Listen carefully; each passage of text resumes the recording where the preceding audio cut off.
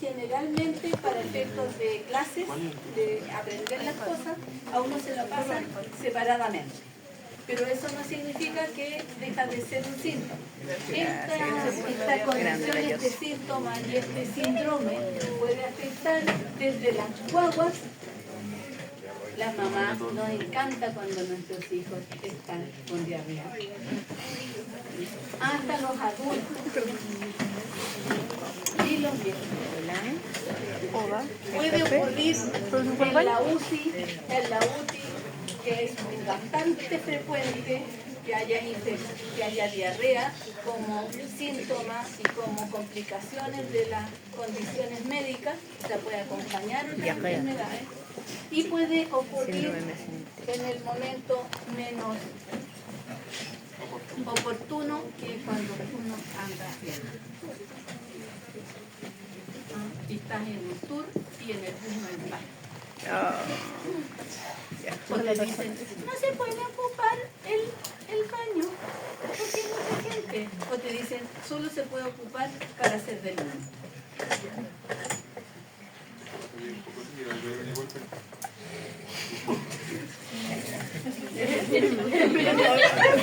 La verdad es que no había pensado en eso.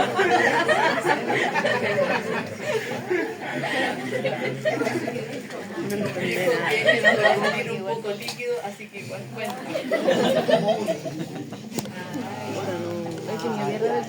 Cosas que tengo que soportar. Bueno, solamente para una información general, siempre que hago esta clase me río yo misma porque yo tengo que andar diciendo cómo se hace caca, lo encuentro increíble. Pero en fin, bueno, digamos que lo normal es tener deposiciones.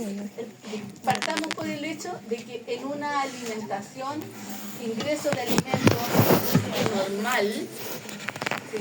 Nosotros deberíamos tener deposiciones a lo menos 3 veces a la semana. Y esto varía mucho, ¿bien? Porque hay personas que tienen 3 deposiciones al día y son normales. Por eso es que definimos diarrea con criterios súper amplios. Por lo tanto, claro, a una persona que tiene 3 deposiciones al día le parece inconcebible pasar 3 días sin tener deposición. ¿Bien? Pero hay personas que tienen deposiciones una vez a la semana. Eso no es normal. O más de 3 días, más de 3 veces al día. ¿Ves? 3 y 3. Lo normal es que las deposiciones tengan un contenido de agua que es más o menos del 60 al 85%, dependiendo de la característica de la deposición. ¿Bien? Un 7 a un 10 de fibra. Y el volumen o cantidad de las deposiciones tiene que ver con la cantidad de fibra que se consume. Y las personas que tienen más constipación, o sea que tienen intervalos entre las deposiciones que son más largos, tienden a tener menos agua y por lo tanto la deposición tener un contenido orgánico mucho mayor. La masa de bacterias que eliminamos en la deposición puede alcanzar el 20% de la deposición. O sea, esta es la razón por la cual tienen que lavarse las manos antes de comer y después de defecar. En realidad después de tocarse cualquier parte que eventualmente está en contacto con la deposición. Se ha establecido que nos comemos alrededor de medio kilo de caca en la vida. ¿Sí? Y las mujeres comemos más caca, ¿sí? Que los hombres. ¿Sí? ¿Por qué? Porque le cambiamos los pañales a los niños. Así que desde ahora ustedes van a decir no a la caca Igualemos la caca, compañeras. Y por cada guagua nos aumenta entre 200 y 500 gramos de la caca que come. Sí, es terrible. Les digo esto porque uno no puede creer la cantidad de caca que come. Y además que espero que recuerden que se necesitan solo 10 chigelas locas para enfermarse. Pero necesitamos una cantidad bastante mayor de Escherichia coli, enterotoxigénicas u otras para infectarnos, porque nuestro sistema se defiende bastante bien de virus y bacterias gracias a su estructura y gracias a su moco. Pero no somos de fierro, de hecho, ¿cierto? Así que nosotros tenemos unas deposiciones, cada deposición es más o menos una taza. Yo sé que no van a ver las tazas de la misma manera de aquí en adelante, pero más o menos una taza, 250 centímetros cúbicos, el equivalente en gramos 250 o 200 gramos, entre 200 y 250. ¿Bien? O sea, si ustedes tienen 3 veces deposiciones al día, podrían bajar 750 gramos.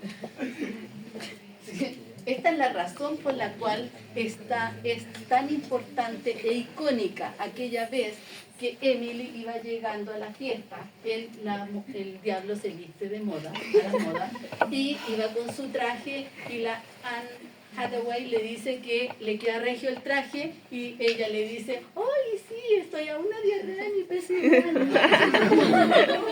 Tiene su punto. ¿Ven? Bueno, yo les dije que iba a ser entretenido. O sea, no les dije. Bueno, el epitelio intestinal es el que hace todo el trabajo. Y aquí vamos a hablar básicamente no del duodeno, sino que el yeyuno, ilion y colon. ¿Bien? El epitelio intestinal, el movimiento del resto del tubo digestivo, y me voy a salir del estómago de aquí en adelante, es un epitelio absortivo. Este epitelio, según su diferenciación a lo largo del tubo digestivo, porque estamos hablando de aproximadamente 6 metros de yeyuno ilion, ¿sí? Absorbe progresivamente a partir del duodeno la mayor cantidad de nutrientes hasta llegar al yeyuno, propiamente tal, que es el que más reabsorbe alimentos, o sea, absorbe los alimentos, ¿ya? O sea, los nutrientes. Pero todo el tubo digestivo tiene similares características para ser invadido o afectado en la mucosa. Sin embargo, la mayor absorción de todo, se realiza en el yeyuno y un poco en el ilion distal. Y digo esto porque el colon no contribuye reabsorbiendo la mayor cantidad de agua. Eso no es cierto. El agua se reabsorbe en el yeyuno y en el ilion. Por eso las enfermedades que afectan al yeyuno y al ilion son las que producen una mayor pérdida de nutrientes y agua consecuentemente. Cuando en cada deposición, yo pierdo porcentualmente, como ya les puse en la imagen anterior, entre un 60 y hasta un 80% de agua. Por lo tanto, si yo aumento la cantidad de deposiciones, voy a aumentar la cantidad de agua que yo pierdo. Por eso, el aumento de la cantidad de deposiciones puede producir una deshidratación y constituye uno de los elementos clínicos para decir, esta persona tiene diarrea. ¿Bien? La absorción intestinal, por lo tanto, no tiene que ver con la absorción intestinal, pero la diarrea es una mala absorción. Es una mala absorción aguda. Y es una mala absorción aguda principalmente de agua y electrolitos. Y la relación, o sea, la patogenia, los problemas que produce la diarrea tienen que ver principalmente con la deshidratación. Hasta hace unos años atrás, 15 años atrás, o 20 años atrás probablemente, no más, como 30 o 40 años atrás en realidad, no tampoco, no se conocía con detalle los mecanismos de absorción intestinal. Y el estudio de la absorción impactó potentemente en la mortalidad infantil, porque los niños principalmente se mueren de dos cosas: de diarrea, o sea, de deshidratación, y o de la enfermedad que produjo la diarrea, pero contribuye mucho a la diarrea, y de enfermedades respiratorias. Por eso, cuando estén en pediatría, si les toca en marzo, van a ver puros pacientes con tos. Y si les toca en el segundo semestre, de agosto para adelante, van a ver puros pacientes con tos. Por eso algunos médicos generales en el consultorio se paran afuera del box y dicen arriba box. A este lado los con tos y a este lado los con diarrea. Sí, es terrible, pero yo he visto eso. Sí. Pero lo peor que puedo decirle es la combinación.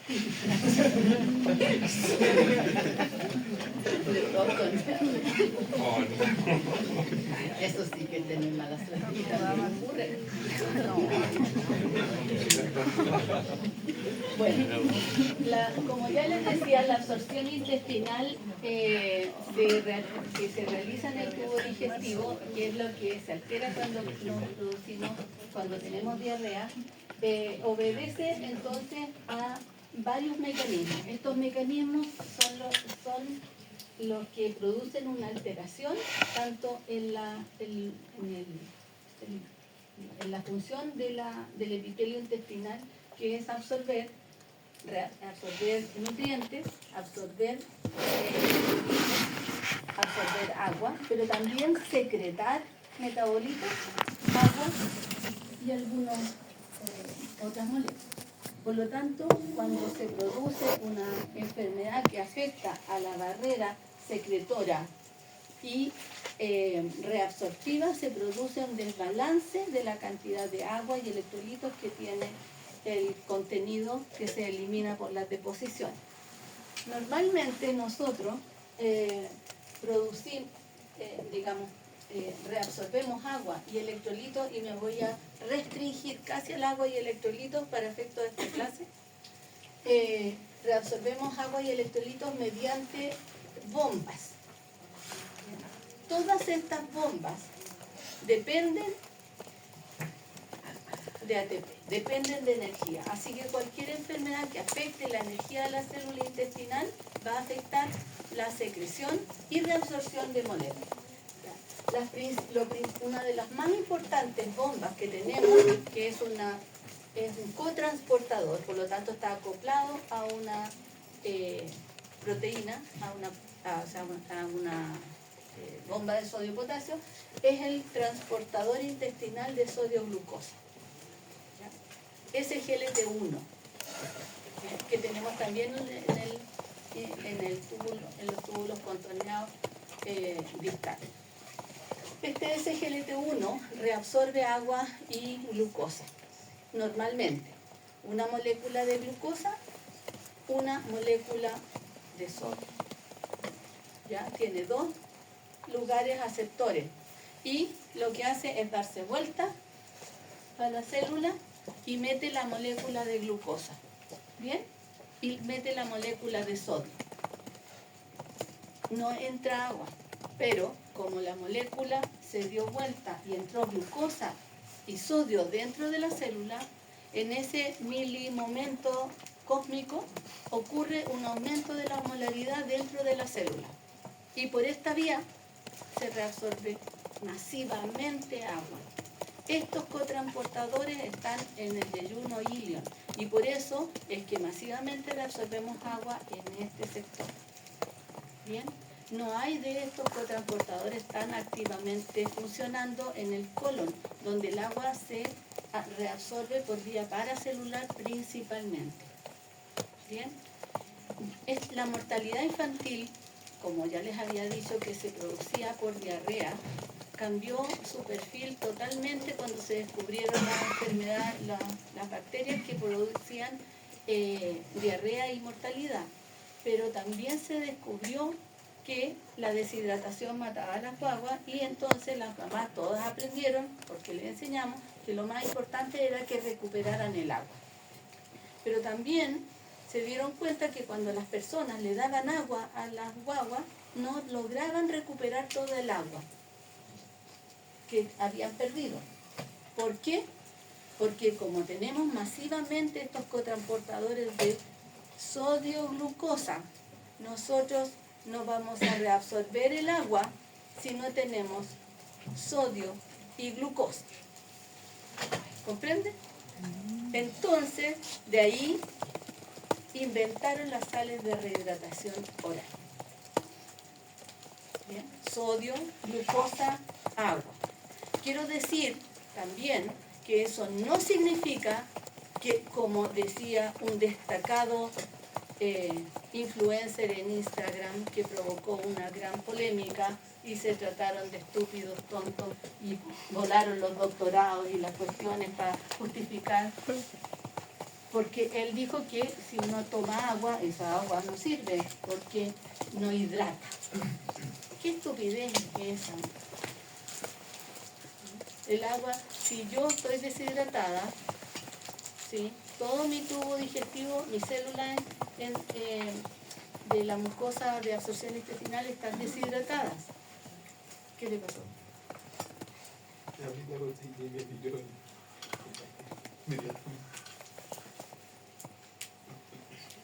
Hay que tener paciencia.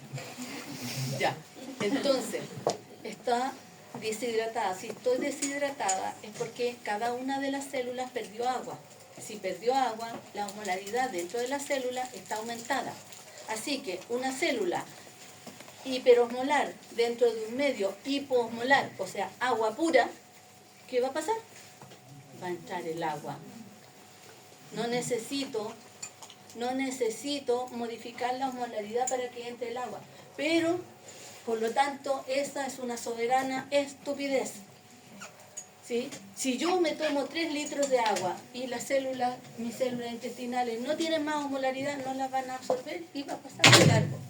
Por eso es que cuando te dicen, tienes que tomar agua para bajar de peso, tu cuerpo necesita agua. Se nota que no tomas agua porque la piel está tan seca. Es que a veces voy y las cosmetólogas me quieren vender un rush y me empiezan a decir que tengo que tomar más agua. Y saben que las arrugas son porque ya tengo más edad nomás. Así que, bueno, esto quiero decirles porque esta situación de absorción intestinal ocurre porque estas células están especializadas para absorber el agua. No es que todas las células sean así y estas células producen un momento cósmico de hiperosmolaridad ficticia, ¿sí? Que nos permite reabsorber el agua.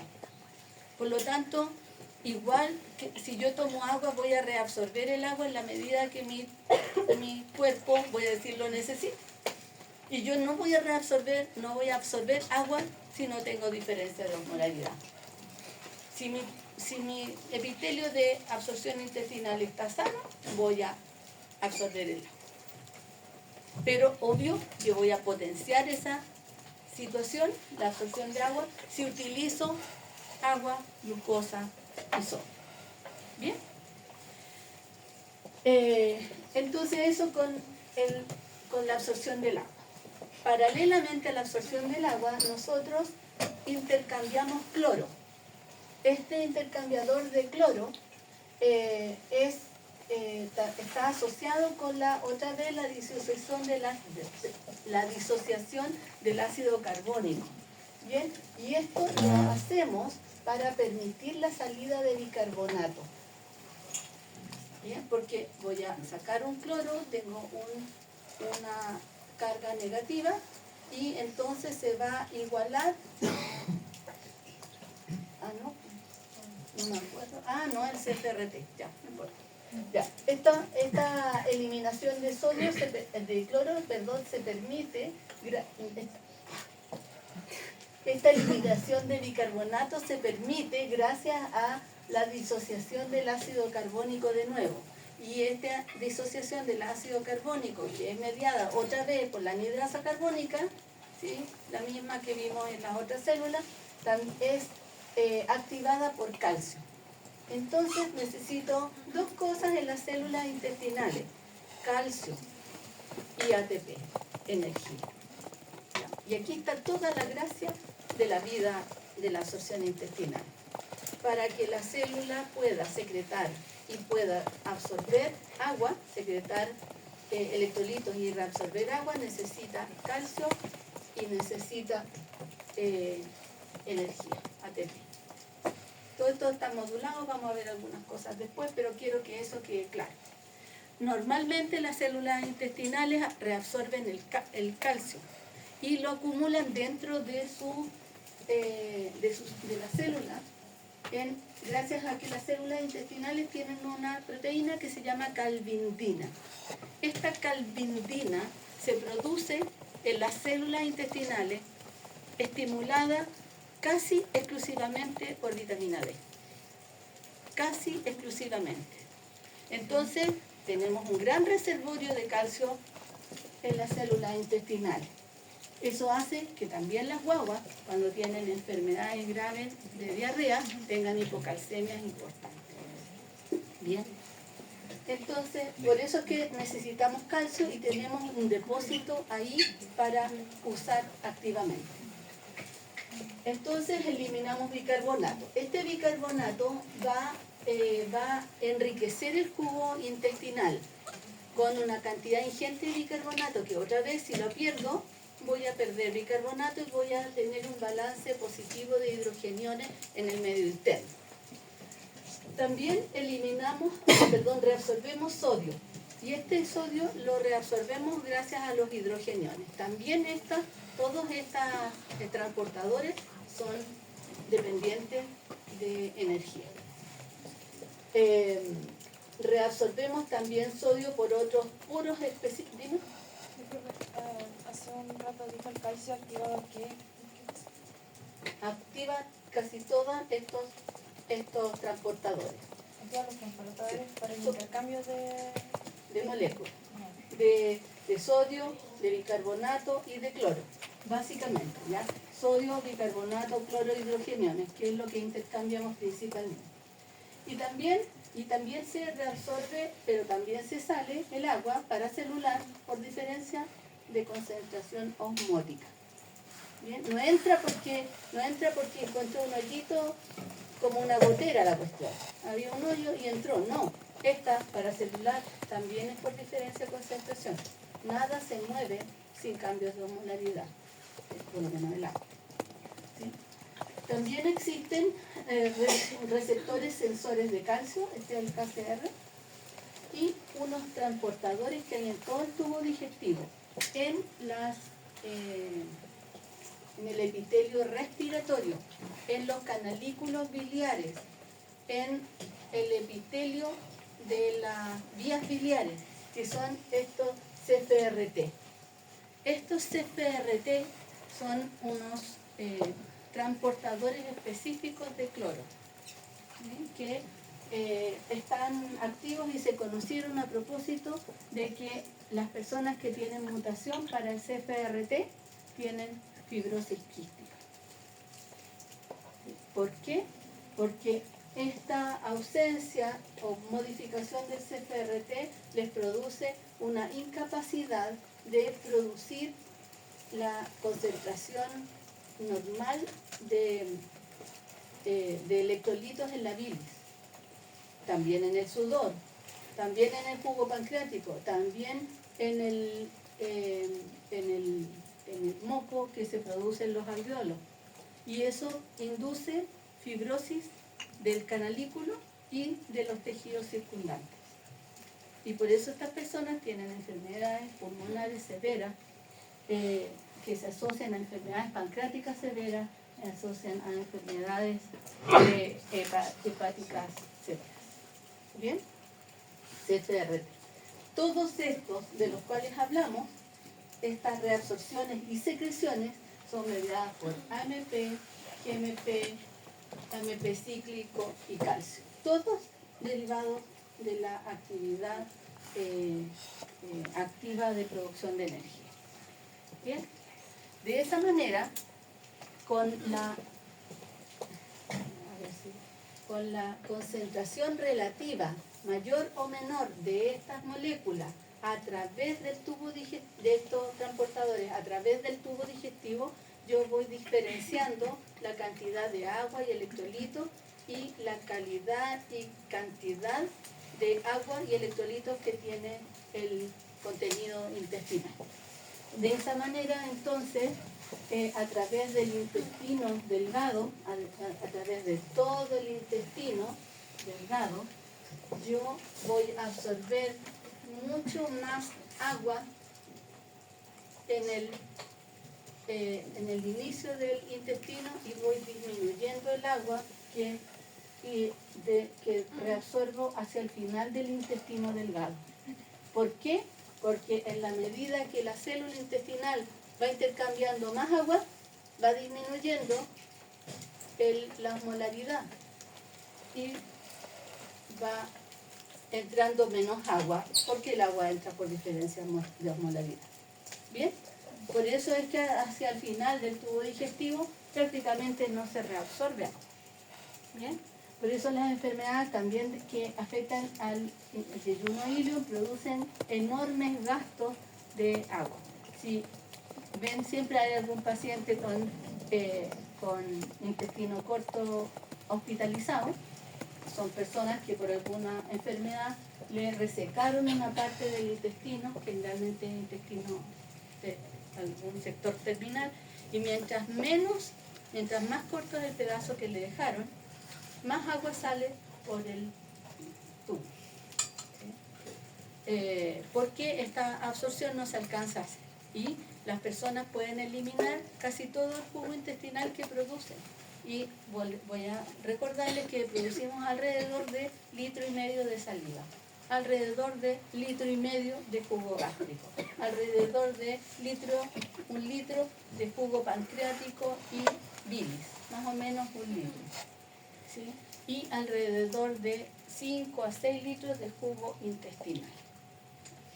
Sumen todo y les dan como 10 litros de agua, porque es principalmente agua, ¿cierto? Agua y electrolitos, y toda esa agua la tengo que reabsorber para terminar con una tasa de deposición.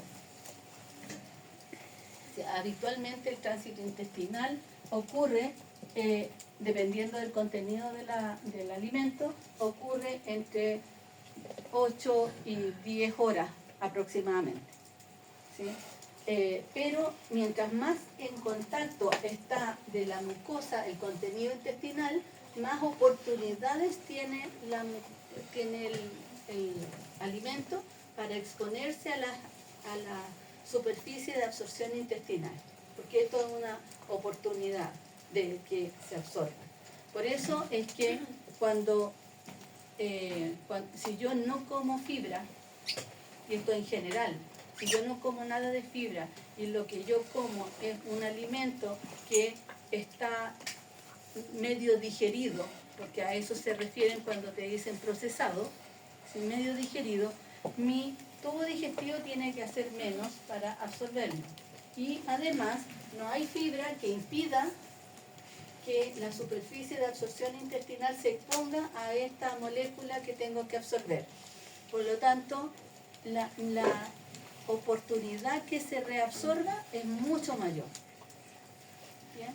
Mientras más fibra yo le pongo al alimento, más está escondido dentro de la fibra el nutriente que yo ingresé y menos posibilidad tiene de exponerse a la vellosidad intestinal. Entonces esta proporción es importante porque para que avance el alimento a través del tubo digestivo tenemos movimientos de propulsión, ¿cierto? Peristaltismo, pero también movimientos que hacen que el bolo alimentario se aplaste y se extienda para cambiar los nutrientes que están dentro de este bolo de ubicación, de manera de poner este bolo partirlo y ponerlo en la superficie de absorción todo el rato. Eso es lo que quiere el tubo digestivo.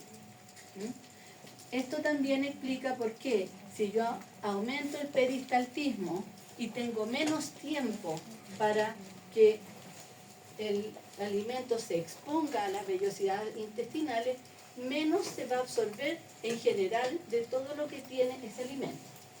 Por eso el aumento del peristaltismo necesariamente produce una pérdida masiva de agua y también masiva de nutrientes, independiente de si están buenos o malos los transportadores. Así que la velocidad con que avanza en el tubo digestivo el alimento la absorción depende de la velocidad, ¿sí? Sí, doctora, entendí que entonces como, o sea, no sé si entendí bien, pero la fibra entonces me impide o limita un poco a que los nutrientes se coman a la vellosidad y sean absorbidos. ¿Sí? Entonces si yo como por ejemplo, un ejemplo más burdo, la manzana me la como sola y me como manzana con avena, estoy absorbiendo menos nutrientes de la manzana si me la como con la fibra de la avena. Claro. O sea, aquí siempre esto es una cosa de proporciones, ¿sí? Y lo que pasa es que cuando hablo de fibra me refiero a fibra insoluble, que yo no puedo digerir, ¿cierto? Entonces esta fibra va a acompañar al alimento hasta el final de sus días, ¿sí? Y este acompañamiento hace que el contenido de la deposición tenga más o menos volumen. Por eso es que cuando el tránsito está aumentado de velocidad, el volumen de la deposición es mayor, porque tiene un mayor contenido de agua y tiene un menor tiempo para la absorción intestinal. ¿Bien? Entonces, la motricidad, el tiempo, el peristaltismo es imprescindible para la absorción intestinal. También el sodio, que es un componente súper importante del contenido que reabsorbemos por el tubo digestivo, se reabsorbe solo, lo cual permite la entrada de agua.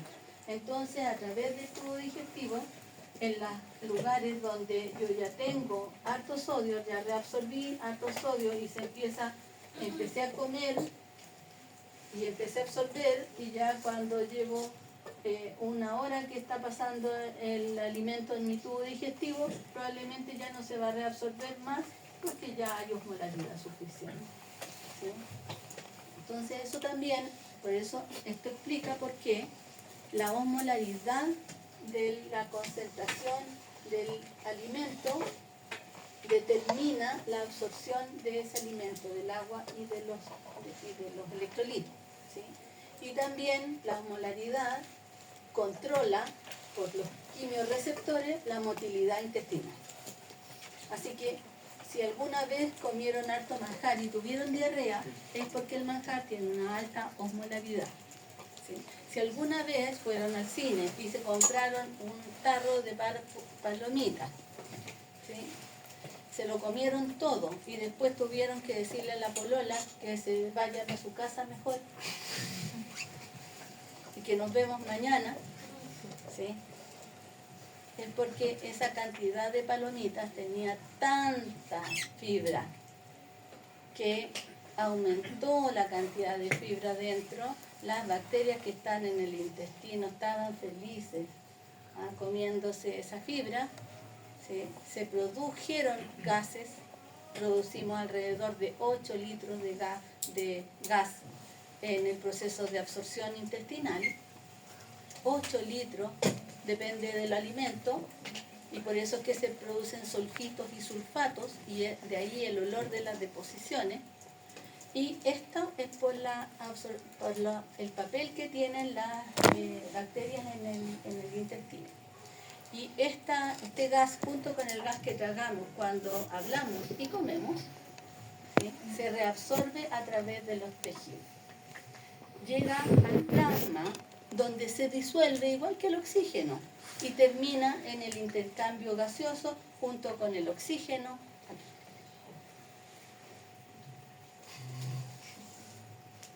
¿Sí? Si uno respira harto no se nota, pero si uno respira poco, hay sulfatos. Es increíble, ¿eh?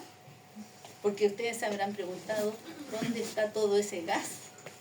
Bueno, y aquí va la cosa, porque si ustedes se comieron las palomitas, todo esto es fisiológico, ¿eh? Fisiología pura, ¿sí? Aplicada. Entonces, si ustedes se comieron todas las palomitas, antes que empezara la película, ojo, van a tener una gran producción de gas, pero va a aumentar la osmolaridad también dentro del tubo digestivo y el peristaltismo. Y como las palomitas tienen una cantidad grande de fibra, se va a aumentar la rapidez con que avanza el peristaltismo. Y entonces el gas no va a alcanzar a ser reabsorbido, lo van a sentir dentro de ustedes, pero no alcanza a ser reabsorbido y tiene solamente una parte para ser eliminada. Tiene todo sentido. Bien, después de eso solamente puedo decirles que coman poco cuando vayan al cine, pero no palomita, no es una buena idea. Bien, ya. Y entonces para seguir avanzando en esta interesante conversación, vamos a definir por fin la diarrea como aquella que excede las características normales de las deposiciones. O sea, está aumentada la cantidad de agua en la deposición que habíamos dicho que era de 60 a 80%. No es que nosotros vayamos a censar la cantidad de agua, pero esto tiene que ver necesariamente con la frecuencia. ¿Por qué? Porque está aumentado el peristaltismo, generalmente. Y entonces la combinación de estos dos es lo que nosotros decimos que es diarrea. Del punto de vista estricto, la diarrea se define por un aumento de la cantidad de deposición. O sea, que cada deposición tenga más de 250 gramos. Y esta vez se hace en volumen y gramos. Para evitar complicaciones, se inventó una clasificación de la caca. Esto también es muy gracioso. ¿Sí? Sí, yo siempre encuentro que, porque es súper útil y súper necesario, que conste que se la tienen que aprender. ¿Ya? La clasificación de Bristol nos permite, tiene la gracia de que uno le dice al paciente, dígame, ¿cómo está su caca? ¿Sí? ¿Bien? Y va desde la constipación, las cositas de bolitas de oveja, hasta la diarrea. Contenido predominantemente líquido. Y entonces va aumentando la consistencia. Del 7 para adelante es diarrea. ¿Sí? Entonces uno puede ir viendo con el paciente cómo están sus deposiciones. Esto no tiene nada que ver, quiero decirle, con el contenido de la deposición, porque la diarrea puede tener distintos contenidos. Tiene principalmente agua y fibra, y un poco fibra y hartas bacterias, pero también puede contener restos alimentarios, sobre todo fibra, pero también pueden haber restos alimentarios propiamente tales. Así que eso no lo caracteriza. Cada vez que está aumentada la velocidad o está aumentada la cantidad de deposiciones, es porque está aumentada la velocidad del peristaltismo. Y eso significa que la absorción intestinal no ocurrió completamente y tampoco la digestión. Por lo tanto, es muy frecuente que se encuentren restos de alimentos parcialmente digeridos en las deposiciones cuando son muy diarreicas. Y esta también es la explicación por qué la paciente que tiene melena sangra y tiene una melena rápidamente, porque la osmolaridad de la sangre aumenta el peristaltismo, si no se reabsorbería completa y nunca nos daríamos cuenta. Pero la velocidad con que avanza permite que obtengamos de una sangre que estaba en el duodeno una cantidad de sangre en la deposición que nos permite identificarla como melena. ¿Bien? Esta clasificación permite entonces a los pacientes definirle y a nosotros estandarizar. hay que distinguir la diarrea de la incontinencia fecal. No es lo mismo incontinencia fecal, que me imagino que es obvio explicarlo, ¿cierto? Pero consiste en la incompetencia del esfínter anal para contener el bolo fecal. Y esto puede ocurrir en enfermedades neurológicas, donde está desfuncionalizado el ano, o producto de avanzados estados de demenciación o inclusive postraciones prolongadas. ¿Bien? También la pseudodiarrea. Y esto también se produce porque cuando se produce un fecaloma es una acumulación anormal de deposiciones dentro del tubo digestivo. Generalmente el fecaloma se va formando en algún lugar donde hay una obstrucción al paso, generalmente en personas que tienen bridas o el intestino en alguna parte, a pesar de la capacidad de movimiento que tiene, se torció, ¿ya? Y entonces se producen como unas pseudoobstrucciones intestinales. ¿Bien? Esta acumulación de deposiciones ocurre más frecuentemente en el colon, más que en el intestino delgado. Por lo tanto, esta acumulación generalmente puede alcanzar grandes volúmenes. Y entonces la parte distal de este bolo de deposición en el tubo digestivo puede disolverse y eliminarse rápidamente, ¿sí? Como tener un episodio de diarrea, ¿bien? Pero después de seguir constipado, ¿sí? Entonces eso no es una diarrea, es una pseudodiarrea. Por eso es que hay que aclarar que esto se ha mantenido en el tiempo, ¿bien? Y también existe la polidefecación, que es un síntoma clásico de hipertiroidismo. Y ahí las personas tienen un aumento de la frecuencia, pero solo de la frecuencia de deposiciones diarias, o un cambio significativo de su hábito intestinal, ¿ya? Porque si ustedes lo piensan detenidamente, una persona que normalmente tiene deposiciones cada 3 días puede considerar que tiene diarrea si tiene deposiciones una vez al día, ¿sí? Porque el hábito también debe ser considerado. Por eso hay 2 elementos que tienen que cumplirse: frecuencia y contenido de agua. La diarrea puede ser aguda, persistente o crónica. Casi siempre la clasificamos en aguda y crónica. Una diarrea aguda es aquella que dura hasta 2 semanas.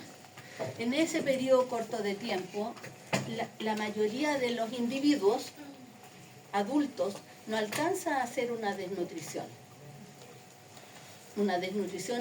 por mala absorción, porque la mayoría tiene suficientes depósitos de energía y de nutrientes como para mantenerse sin la absorción intestinal.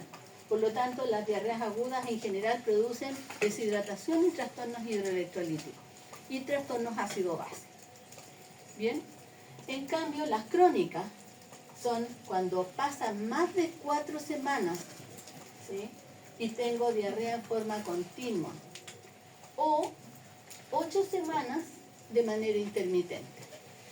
Y aquí es donde está el mayor problema, porque hay muchas personas que tienen periodos de constipación y después tienen periodos de polidefecación, casi diarrea, y otra vez constipación, ¿ya? Las personas que tienen colon irritable, por ejemplo, ¿ya? Pero esta siempre tiene que cumplir con la característica de que tiene que tener más contenido de agua, ¿ya? Así que 8 semanas en forma intermitente, 4 semanas de manera continua. Cuando eso ocurre, la mayoría de nosotros ya ha gastado algunos depósitos. Los depósitos que tenemos de mayor cuantía los gastamos menos, y los que tenemos de menor cuantía los gastamos mucho antes. Entonces, dependiendo de la duración de la diarrea, yo puedo tener diferentes deficiencias nutricionales dependiendo de por qué se produjo la diarrea, pero también del tiempo que llevo sin alimentarse. ¿Bien? Entonces por eso es que uno se depleta de ácido fólico rápidamente, porque los depósitos de ácido fólico son muy pocos y dependemos de nuestras bacterias intestinales para producirlo. En cambio, los depósitos de vitamina B12 tenemos para un año tranquilamente, así que aunque tengan diarrea, probablemente no van a tener ausencia, o sea, deficiencia de vitamina B12, ¿bien? Que también la producen algunas bacterias intestinales. Entonces, para que exista esta normalidad de la función gastrointestinal, necesitamos que se absorba adecuadamente, que se secrete los jugos normalmente, que se mueva el tubo digestivo normalmente y que haya indemnidad de la mucosa. ¿Ya? Y por lo tanto, estos también son los mecanismos por los cuales se produce diarrea. Así que tenemos diarrea osmótica. Estas son las clásicas, quiero decirles, pero la mayoría tienen una mezcla de mecanismos de esto. Las diarreas osmóticas son aquellas que se producen porque el contenido del alimento es más osmolar. ¿Bien? Y por lo tanto, de esa manera se produce aumento del peristaltismo y una diarrea. La secretora, que es la otra más frecuente, es una diarrea donde el principal mecanismo es la alteración de la secreción, o sea, una enfermedad que afecta a la célula intestinal y su capacidad de secreción. Así que estas diarreas son altamente inductoras de pérdida de volumen y de electrolitos, porque se altera la capacidad del intestino de reabsorber agua y sodio, y por lo tanto se produce un descalabro en la vida. Las diarreas inflamatorias se producen porque el mecanismo en el cual se altera la absorción intestinal se induce por un daño directo a la mucosa. ¿Sí? Aquí, una diarrea inflamatoria inicial que puede afectar a las células intestinales puede producir una diarrea secretora. ¿Bien? Así que hay aquí una mezcla. Pero el mecanismo por el cual se produjo la enfermedad afectó directamente por inflamación a la célula intestinal. Y la diarrea motora se produce porque el tubo digestivo se mueve mal, con la razón que sea, que se mueve mal. Y vamos a ver un par de ejemplos con lo cual vamos a ver. Como ya les dije, entonces en las diarreas agudas perdemos principalmente agua, tenemos mala absorción de agua y electrolitos, y en las diarreas crónicas de nutrientes, principalmente, también de agua y metabolitos, y uno puede llegar a una deshidratación por una diarrea crónica, cierto, pero en general es menos probable porque tenemos más tiempo para adaptarnos. Las diarreas osmóticas se clasifican por el tipo de molécula que produce el aumento de la osmolaridad en el tubo digestivo. Y consiste en tener algo que tenga alta osmolaridad y no sea absorbido. Por ejemplo, comen manjar y tienen intolerancia a la lactosa. O los que tienen intolerancia a la lactosa.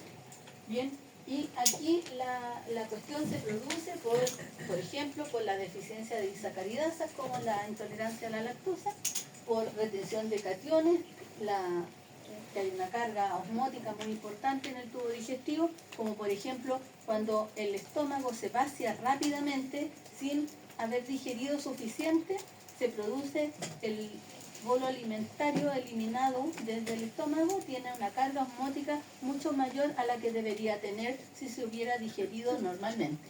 Y eso puede producir un aumento, se distiende y se activan los quimiorreceptores que captan osmolaridad y hacen que el tubo digestivo aumente su peristaltismo. ¿Sí? No es que se dañe la mucosa, es que se produce una evacuación masiva. ¿Sí? Y eso ocurre, por ejemplo, cuando comen mucho o cuando son muy jóvenes y el reflejo gastrocólico está exacerbado. y se produce una evacuación. Pero también puede ocurrir por algunos metabolitos no absorbibles. La superficie de absorción intestinal, y esta es el borde del cepillo donde están las disacaridasas, se absorbe la glucosa, la fructosa fundamentalmente, y la galactosa. Y las personas que tienen intolerancia a la lactosa tienen una condición donde la lactasa, ¿sí?, que es una enzima que produce la célula del endotelio de la mucosa gástrica, se sobreexpresa poco, de manera de que no puede separar a la glucosa de la lactosa, no las puede separar, y entonces queda la lactosa entera. La lactosa entera no puede ser absorbida, entonces queda dentro del contenido del alimento y tiene una carga osmolar grande. Y entonces se produce, mientras menos expresión de lactasa tenga, más intolerancia a la lactosa voy a tener. La lactasa en nuestro medio es probablemente una de las más frecuentes causas de diarrea aguda y crónica. Y nosotros tenemos endémicamente un 10 a 20% de personas en Chile, cambia de acuerdo a la raza, siendo máximo con los asiáticos y mínimo con los Países Bajos, que tiene relación con que toman leche. Los asiáticos no toman nada y los países nórdicos toman mucho, ¿sí? Porque la lactasa se sobreexpresa, se induce, ¿sí? Entonces claro, si yo no tengo genéticamente cómo producir lactosa, voy a tener problemas, ¿sí? Y también, pero puedo inducirla, por eso es que si dejan de tomar leche o productos lácteos, van a tener más intolerancia la próxima vez que consuman lácteos. Pero pueden inducirla tomando pequeñas cantidades progresivas de lácteos de manera de sobreexpresar la lactasa. Bien, también todas estas enzimas del borde del cepillo pueden volar si hay una diarrea invasora por un virus enterotoxigénico o una bacteria enterotoxigénica. Entonces se produce una mezcla de enfermedades. Hay un daño de la mucosa y no se puede absorber porque volaron las disacaridasas. Esto ocurre súper frecuentemente en los niños, por ejemplo, que tienen una diarrea y que después se quedan intolerantes a la lactosa un par de semanas. Sí, tienen diarrea con el consumo de leche. Y entonces hay que darles leche sin lactosa hasta que nuevamente se exprese la lactasa. Bien, así que este es uno de los mecanismos. Y también se produce mucho con los laxantes. Van a ver esto también en los fármacos, pero los laxantes en general tienen acción osmótica y lo que hacen es inducir una diarrea, ¿sí?, por aumento de la osmolaridad en el tubo digestivo. Estos generalmente son no absorbibles. Estas diarreas osmóticas se curan mágicamente con no comer. Tú no comes, no tienes diarrea. En cambio, con cualquier otra enfermedad que produce diarrea, da lo mismo si comes o no, vas a tener diarrea. ¿Bien? La metformina es otra de las causas, probablemente la causa más frecuente de diarrea crónica en nuestro medio.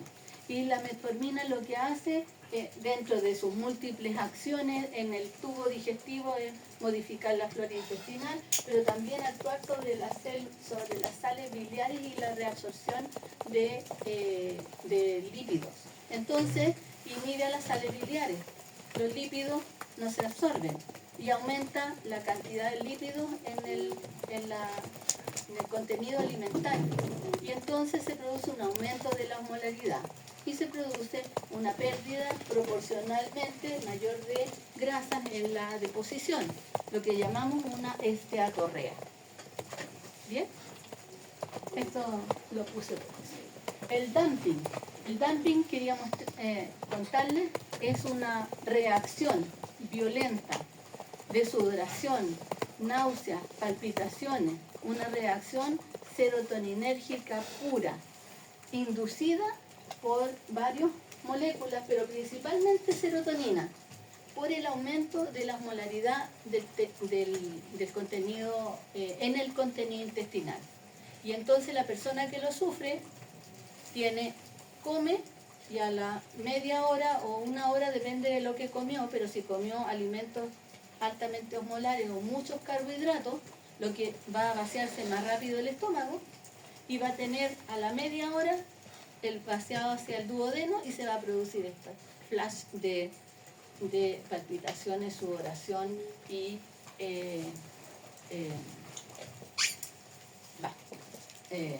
enrojecimiento, ¿ya? Esto es por la actividad serotoninérgica liberada y está exacerbada y lo tienen muchas personas que tienen intolerancia a la glucosa, ¿sí? Inclusive las personas que han sido gastrectomizadas y entonces el contenido intestinal del contenido gástrico, se vacía muy rápido y entonces el estómago recibe violentamente una cantidad de alimentos altamente ricos en grasa o lípidos. ¿Bien? Esto también pasa en personas normales después de que comen tallarines o alimentos muy ricos en carbohidratos y entonces a uno se le puede producir una diarrea, dolor abdominal, enlentecimiento, sueño, palpitaciones que tienen que ver con esta actividad. Se me olvidó sacarlo. Estaba repetido. La diarrea secretora, por otro lado, se produce por activación de lo que sucede es que los agentes que la producen cambios en los transportadores vía alterar la producción de energía. Entonces actúan sobre el GMP cíclico, sobre el AMP cíclico. De manera de que lo que se produce principalmente es un aumento de la secreción de metabolitos o una ausencia de la reabsorción de los mismos. Entonces, si no se reabsorbe glucosa y sodio, va a aumentar la cantidad de glucosa en el contenido intestinal y se va a producir un aumento de la cantidad de agua, pero también un aumento de la cantidad de glucosa y de carga osmolar. ¿Bien? Entonces se va a producir una secreción de iones aumentada y una situación donde va a aumentar la osmolaridad en el contenido intestinal. Estas dos cosas, el aumento del contenido de agua, el aumento del contenido de electrolitos y el aumento de la osmolaridad va a distender el intestino, va a producir la activación del peristaltismo porque los quimioreceptores van a captar que hay un aumento de la osmolaridad y van a producir la contracción violenta del tubo digestivo y de la peristalsis y la diarrea. Y solamente les voy a dar un par de ejemplos porque esto lo van a ver con detalle con bacterias y virus, pero por ejemplo aquí hay una salmonela, un vibrio, cólera, ¿sí? una Escherichia coli, ¿sí? Lo que hace es producir modificaciones, ingresa la shigella a la célula intestinal y modifica la concentración de calcio. El vibrio cólera o la Escherichia coli alteran la liberación de GMP cíclico y por esta vía impiden la reabsorción de glucosa, de sodio, la eliminación de bicarbonato. ¿Bien? Y entonces la célula no reabsorbe, aumenta la osmolaridad, no se reabsorbe el agua y se produce una hiperosmolaridad en el tubo digestivo. Y eso es lo que produce la malabsorción. ¿Bien? Pero aquí se daña la célula, se produce una alteración funcional de la célula. En las virus entéricos, el rotavirus que está aquí, que es uno de los virus que más produce diarrea en los niños y en los adultos también, produce una serie de cambios en las proteínas que integran y median la liberación de calcio dentro de la célula. Y por esta vía hacen el mismo efecto de impedir la salida de bicarbonato, la reabsorción de sodio, de agua, etc. ¿Sí? Algunas condiciones que son crónicas también con mutaciones de estos transportadores que ya les había hablado, pueden producir diarreas crónicas y desnutrición en las personas. Y esa tiene pocas posibilidades de recuperarse. ¿Sí? La diarrea inflamatoria se produce cuando la célula intestinal propiamente tal tiene un daño dirigido. ¿Bien? Este daño puede ser que se paralice, se muera la célula o que se descamen la célula y se pierda la continuidad de la barrera propiamente tal, con entrada del contenido intestinal hacia el medio interno, ¿cierto? Pero necesariamente eso va a producir que no se absorba, de manera que se va a comportar como si fuera una diarrea osmótica. Esto es clásico de algunas infecciones, pero también es clásico de enfermedades que afectan, y por eso lo puse, directamente por vía autoinmune a la célula intestinal. Muchas enfermedades inflamatorias intestinales, ¿sí?, producen daño directo, citotoxicidad sobre las células intestinales. Y esta citotoxicidad está mediada por inhibición de las señales de calcio, otra vez, y alteración de la absorción intestinal. ¿Bien? Entonces eso va a producir aumento de la secreción, aumento de la motilidad, el daño epitelial, la alteración de la permeabilidad y en algunos casos, dependiendo de la enfermedad, puede llevar a atrofia de las vellosidades intestinales de esta reacción inflamatoria y producir no solamente una diarrea aguda, sino que una diarrea crónica por una ausencia de superficie de absorción intestinal. Bien, lo mismo puede ocurrir en enfermedades que afectan solo el colon. Después van a ver cuando estemos en medicina interna las enfermedades inflamatorias intestinales que afectan predominantemente algunos sectores típicamente del tubo digestivo y por esa vía producen específicamente un tipo de diarrea y eventualmente un tipo de mala absorción. En la diarrea motora, aquí les puse un dibujo que lo único que pretende es recordarles que necesitamos la información neurológica, o sea, la activación vagal, y para mantener el peristaltismo, ¿sí? Y cuando se producen enfermedades que afectan la inervación simpática y parasimpática, se produce alteración de la motilidad y por lo tanto el lentecimiento de la motilidad intestinal. Esto le pasa, por ejemplo, en la neuropatía diabética autonómica, se puede producir gastroparesia, no se vacía el estómago, no se mueve el estómago, pero también puede producirse limitación de la motilidad de cualquier parte o de todo el intestino. ¿Ya? También esto se produce en personas que tienen secciones medulares, por ejemplo, y el tronco, y recuerden que el parasimpático está asociado a los ganglios laterales en la cadena ganglionar al lado de la médula. Por lo tanto, las secciones medulares altas producen enfermedades, disminución de la motilidad intestinal. ¿Y cómo producen diarrea? Porque como enlentece en el flujo, se produce sobre crecimiento bacteriano. Y este sobrecrecimiento bacteriano produce un aumento del peristaltismo y episodios de diarrea. Entonces pasan de periodos de constipación larga a periodos de sobrecrecimiento bacteriano. Entonces por eso es que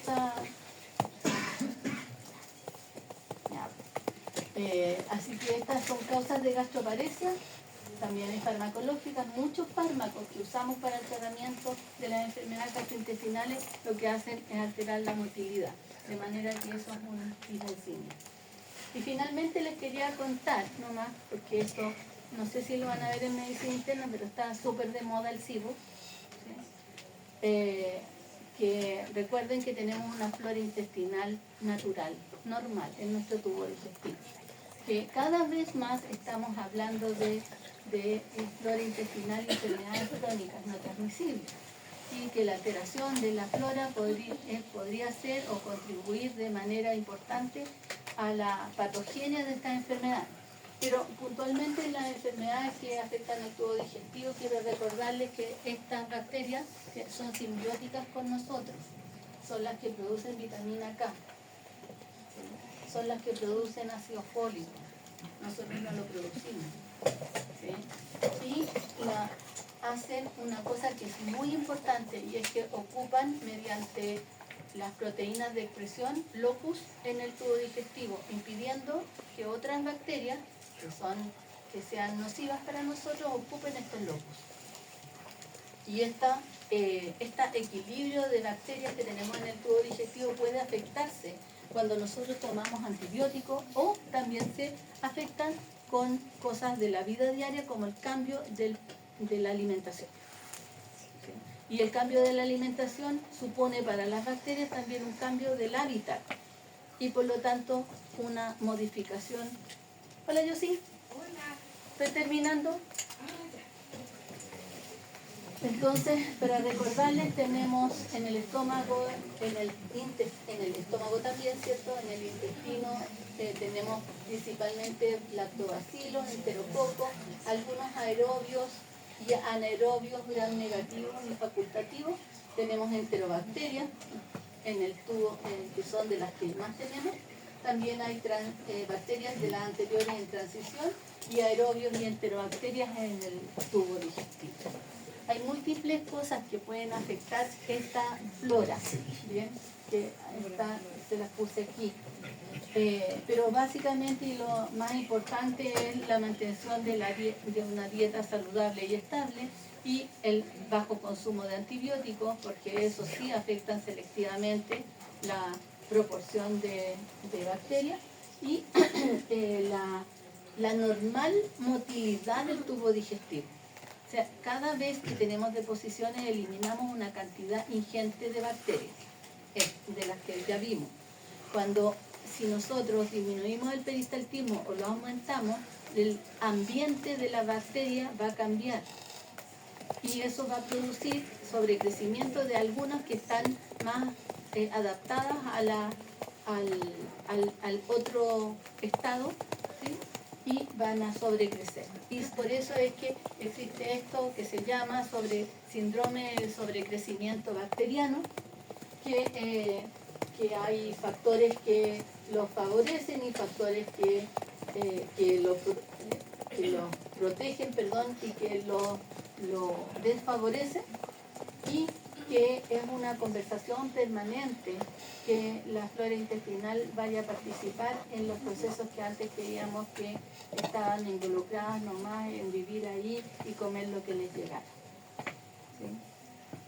Y probablemente va a ser una conversación en el futuro en diarrea aguda y crónica también. ¿Bien? Ahora sí, termino. Ya, niños. Gracias. Pórtense muy bien.